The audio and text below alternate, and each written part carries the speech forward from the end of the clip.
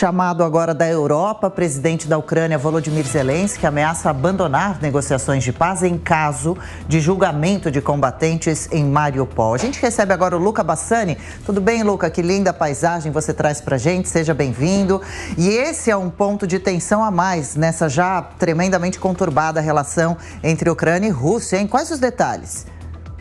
Pois é, Adriana, ótima segunda-feira a você, o Thiago e a todos que nos acompanham. Mais uma vez, uma notícia ruim proveniente da Ucrânia, principalmente se considerarmos que a guerra logo mais completará 6 meses. O presidente Zelensky, ele ameaça abandonar os acordos de paz caso esse julgamento dos soldados que foram capturados em Azovstal, né, aquela usina em Mariupol, seja feito por parte dos russos. E isso mostra exatamente que o país não reconhece nenhum tipo de tribunal colocado pelo país inimigo, beligerante inimigo, neste processo. Lembrando que tanto a Rússia quanto a Ucrânia seguem paralelamente às investigações internacionais os seus próprios tribunais, julgando os crimes de guerra, julgando aqueles prisioneiros de guerra que foram capturados mediante as testemunhas e também todos aqueles relatos de abusos contra a população civil ou, eventualmente, algum ato inadequado. O presidente Zelensky, todavia, ele ressalta que desde março os dois países não se encontram formalmente, mas que a Ucrânia estaria disposta a deixar totalmente essa negociação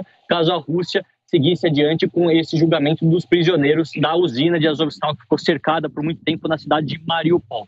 De qualquer maneira, nós vemos que os russos também não têm tido ganhos consideráveis nas últimas semanas, o que de certa forma dá um fôlego para a Ucrânia, mas não é garantia de nada, considerando que essa guerra ainda pode perdurar anos e anos a fio, pela preocupação que grande parte da população dentro da Ucrânia tem e também da comunidade internacional, lembrando que os armamentos do Ocidente têm sido fundamentais para dar essa resistência, tanto em Donetsk, na região de Kramatorsk, como também na província de Kherson, fazendo com que a Ucrânia consiga destruir armazéns de armas, estoques de armas e impedir com que o exército russo possa ter algum tipo de avanço também naquela região que é próxima da Crimeia.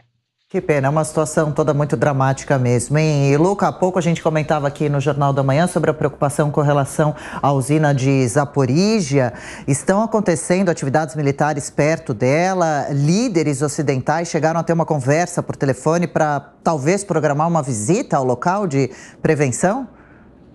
Sim, exatamente. O grande ponto de tensão tem sido a usina nuclear de Zaporíjia, ela que é a maior da Europa, a terceira maior do mundo e que está aí localizada no meio dos conflitos. Qualquer erro de cálculo, qualquer bomba que cai um pouco mais cai fora da trajetória inicial pode provocar uma catástrofe nuclear de proporções enormes, principalmente relembrando aquilo que já aconteceu na própria Ucrânia em 1986 com Chernobyl. Nesse contexto, os líderes ocidentais, principalmente o presidente francês Macron, o chanceler Olaf Scholz e o presidente Biden, fazem um apelo para que a Ucrânia e a Rússia permitam uma visita da Agência Internacional de Energia Atômica à localidade para fazer averiguações se está tudo funcionando de acordo com os conformes, se as instalações elas estão mostrando as medições corretas e se o nível de radiação está sob controle. Afinal, é muito importante para toda a Europa que isso esteja seguindo toda a cartilha, exatamente pelo medo que eles têm de uma explosão nuclear acontecer e essa poeira radioativa se espalhar